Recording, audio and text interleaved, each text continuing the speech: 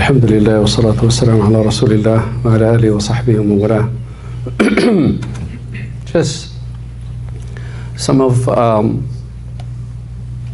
the situations that we run ourselves into by being away from the very basic guidance of Allah subhanahu wa ta'ala in regards to the blueprint for what a family should adhere to in regards to a lot of times marriage, in most cases, is just driven by wanting to marry, and what for? No idea.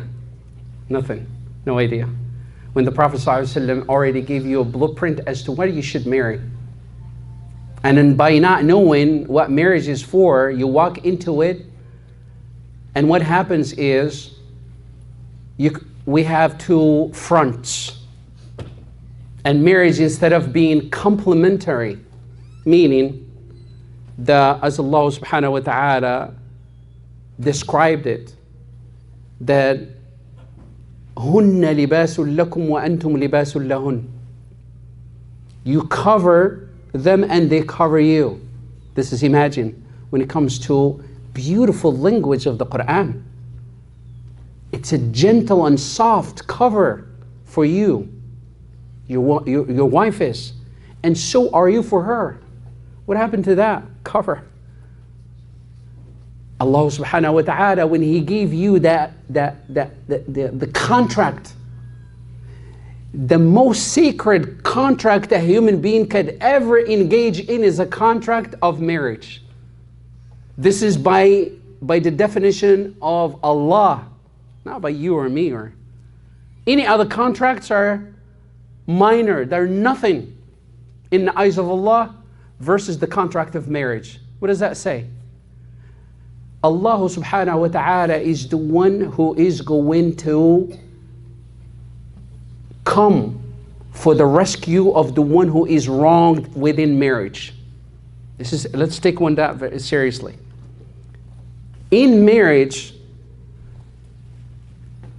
the spouse who is wronging the other, the one who is being oppressed, is going to be backed up by Allah subhanahu wa ta'ala.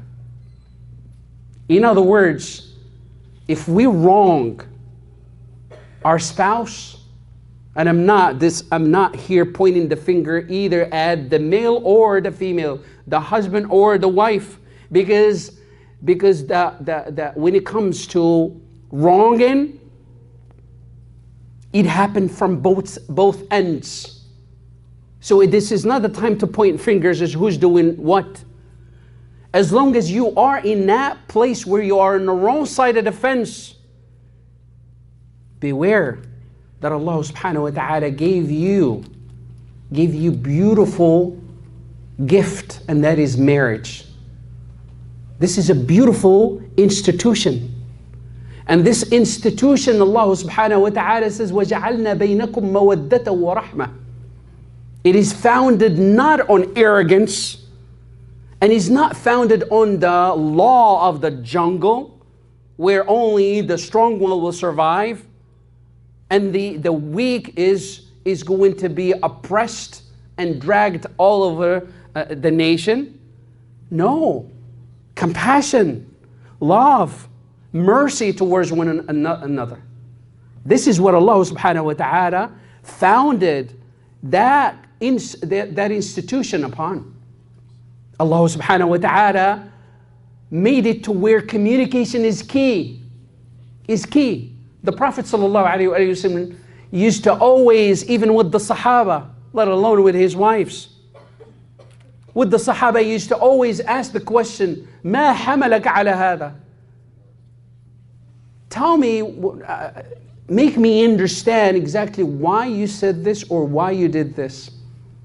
You know what they do? What they say in the world of psychology, when it comes to counseling, marriages, they say, subhanallah, the power of communication is extreme, and it is essential for the survival of any marriage. In other words, a husband is being very rude, either with a statement or with an action. You know what empowers that husband to do it again and again and again until it becomes a pattern? Is the fact that the wife from the get-go did not say what the Prophet ﷺ would have said. What did you mean by that? Did you mean to really hurt my feelings by you pointing out that? Guess what? What if the answer is, yes, that's what I meant? What would be your answer? Is, okay, and you walk. This is it. And you say, well, what's the result of that? Guess what? There is tons of changes that happen. And this is something that I've done personally as experiments. This is all you say. Did you mean by you saying this, did you mean to really hurt my feelings? First of all, the person who made that statement is going to be shocked. Is going to be shocked as to you calling that person out. We don't like to be called out as human beings altogether. This is the world of psychology again. This is how we're made. We're made to always be, whatever we say goes. And nobody's gonna, checks and balances. This is not something we can handle. When you are put on the spot and you're questioned, you are either going to play it down by saying, you're too sensitive, or any statements of this sort, or, being defensive and say what? Yeah, that's what I meant. What would your reaction? You want to escalate it to, how about? No. You don't want to escalate because it is pointless. When you escalate, that means you are be shouting at each other. You won't be talking to each other. You'll be talking at each other, not talking to each other. So what is this? So put an end to it by saying just, okay, guess what? The next person, I guarantee you, that person will think 10 times before you would make another statement of that sort. In other words, we contribute into empowering the wrong person to do the wrong thing for a period of time by giving it whatever excuse. Well, I don't want any problems. Well, you are adding to the problem. You're adding to the problem. There are certain times where you can just walk away, yes. Things that are trivial. But things that are essential, put an end to it right off the bat. And it doesn't have to be in a violent way. And we always allow things to escalate until they are completely helpless. And then what happens? We come to Sheikh Abdullah or Sheikh Fulan and we need to have a solution for this. Well, yeah, there's just so much that anybody can really help you when things are already damaged. Or worse yet, call the authorities. Because mind you, for instance, violence that happens in most homes, it didn't really leap into violence overnight. It built up over the course of time by the spouses really getting into the pattern of wronging one another, and the other person is just taking it in, saying, I'm going to be the big person. You're not being the big person. You're just adding more fuel to it, because then you're bottling everything in today and tomorrow and next day instead of talking things out, instead of putting an end to it by literally just saying that is wrong. That is wrong. And if things that and another aspect in this regard is, subhanallah, when a person, and this is very dangerous slippery slope, is when you quote a hadith of Rasulullah sallallahu alaihi wasallam. ويسمى في اللغة بلي الأعناق للنصوص. They say, you take a text and you twist the neck of that text for your own sake, for whatever you wanted to really drive as a point. Usually when you twist the neck of something, it is a metaphor for, putting an end to it, destroying it. And it's exactly what happens. One of the instances is when you find that, for instance, divorced women are being insulted right away, right and left, just for being divorced, as if it was in their plan to really get in the situation that they're in. So they add an insult to the injury. They're already dealing with a lot as it is, and you add an insult to it on top. And the beauty of it is hadith of Jabir ibn Abdullah. The hadith of Jabir ibn Abdullah is in a world that is absolutely beautiful, to say the least. The backstory of Jabir ibn Abdullah, as the Prophet ﷺ was coming back into town from an excursion, and Jabir ibn Abdullah was riding a she-camel that was so old, can't even walk. And all of a sudden, because he was so old and weak, literally sat down, wouldn't even stand. And he was at the end of the whole group. Everybody beat him ahead. And he said, here I am frustrated with my she-camel, beating up on her to get up, wouldn't even move. That's it, done. And he says, all of a sudden I hear the sweetest voice, the voice of Rasulullah ﷺ saying, Jabir, what is wrong?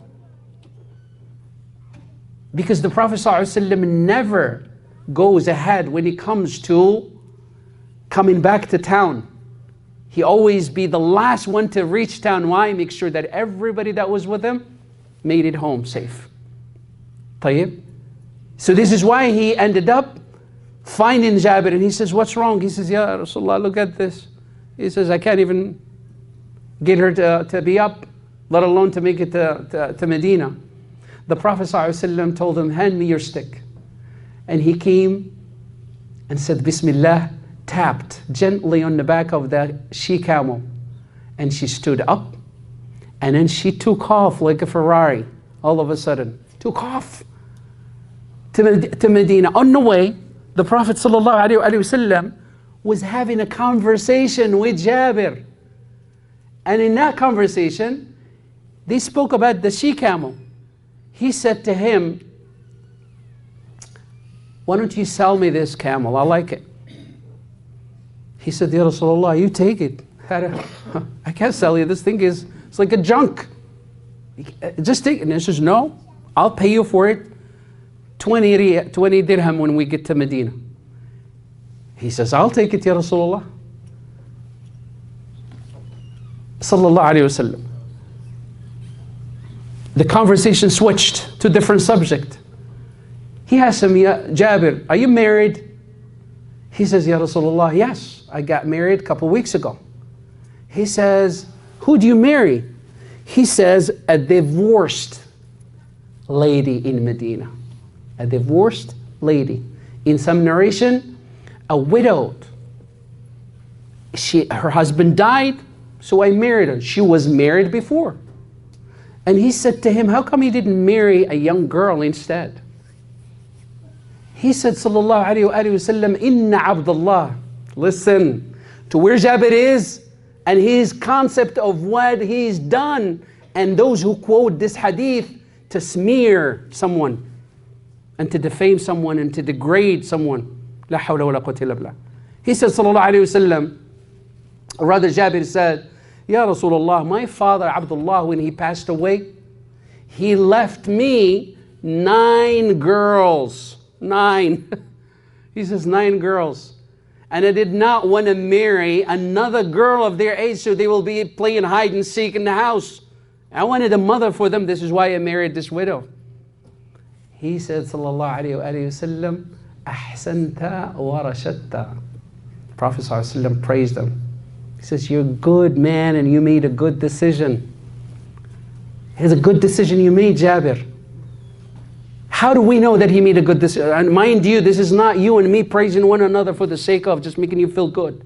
Prophet ﷺ doesn't play with words.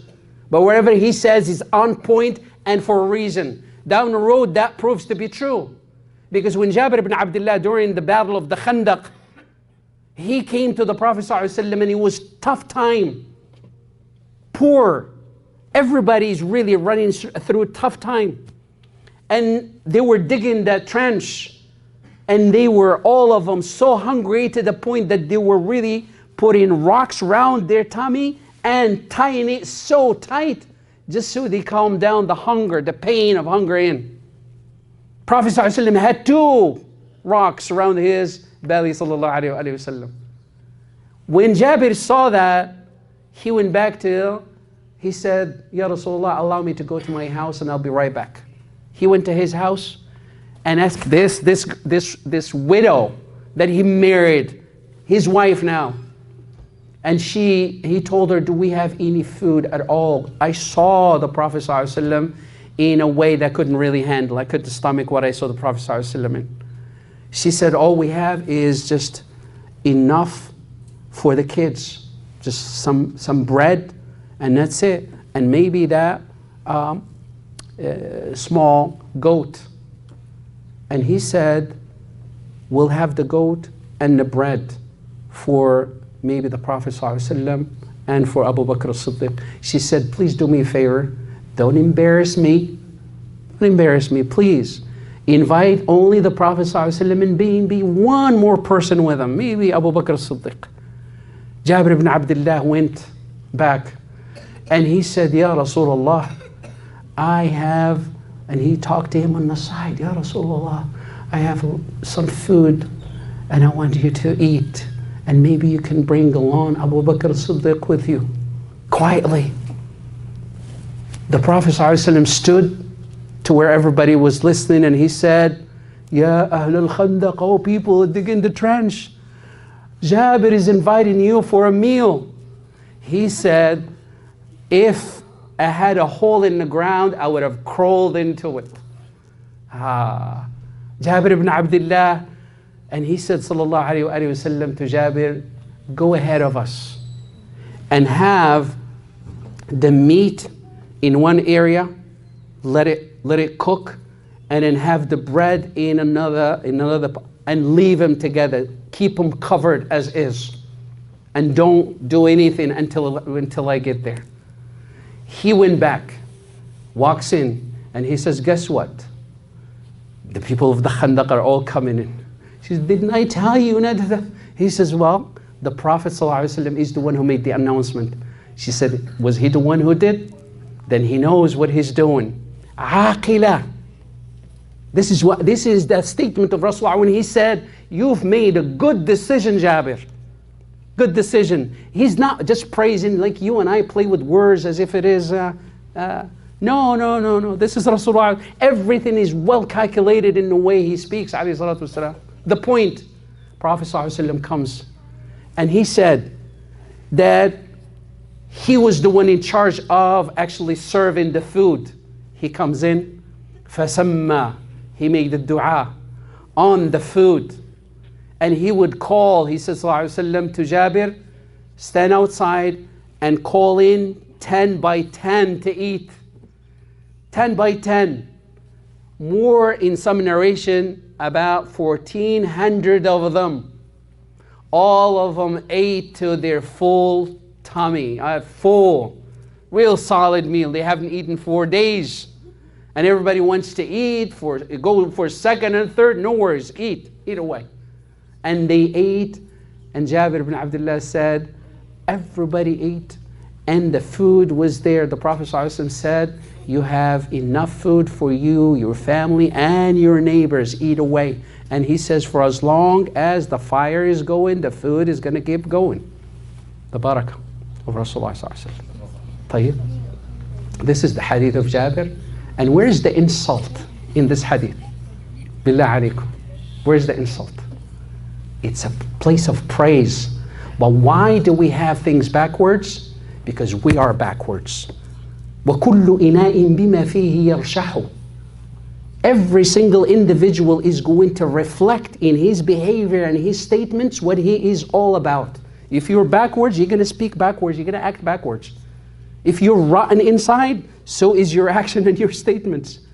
This is why we invite in all of us, ya ikhwani, to really just recognize that Rasulullah ﷺ is truly the best path to follow. His way is the best path to follow. Look into anything we don't understand. Let's be at least humble enough to say, I don't know. Call somebody who knows. فَاسْأَلُوا أَهْلَ الذِّكْرِ. Ask those who know. In any field, it doesn't have to be only in religion. Like we do in a mechanic, we really investigate. If we have a problem with our cars, we investigate and we look for the best mechanic. Doctors, we look for the best doctors. Why is it that in our deen, we become our own, professional person in the field of the deen? Why? It's very, and this is, على كل حال إخواني, the moral lesson, أخي, that I always want us to walk with is, let's all go back and understand that arrogance breeds arrogance. Violence brings about more violence. Horrible words bring about more, it breeds more horrible. Oppression breeds more oppression. Trickery is going to bring about more trickery. And animosity is just going to breed more. And so is kindness. Kindness is also contagious. Be kind and break that pattern of subhanallah, harm that we bring to ourselves. And if the family, and I close with this, the family, Allah made it the unit from where every great thing starts. And we need to focus on that family. Invest in it. Invest in it with our statements and with our actions, with our wealth, with our time. The time that we invest calling our friends, mashallah, that we haven't seen. Let's hang around and let's hang out and cook out and all of that. That's great. But that should come only if you satisfied already your family. Did you spend enough time with your kids? Enough time with your wife? Enough time, they're fully satisfied? Then you can add another person, because Allah Ta'ala gave you and I priorities. يَا أَيُّهَا الَّذِينَ آمَنُوا قُوا أَنفُسَكُمْ وَأَهْلِيكُمْ نَارًا. The very first person that you need to focus on is you. Fix you. Then your immediate family. And then if you have enough to go around for others, then invite others into that circle. Not the other way around. نسأل الله سبحانه وتعالى أن يعلمنا وإياكم من أمر ديننا ما جهلنا ويرزقنا وإياكم الأدب ما علمنا. أقول قولي هذا وأستغفر الله لي ولكم. صلى الله وسلم على نبينا محمد. الحمد لله رب العالمين.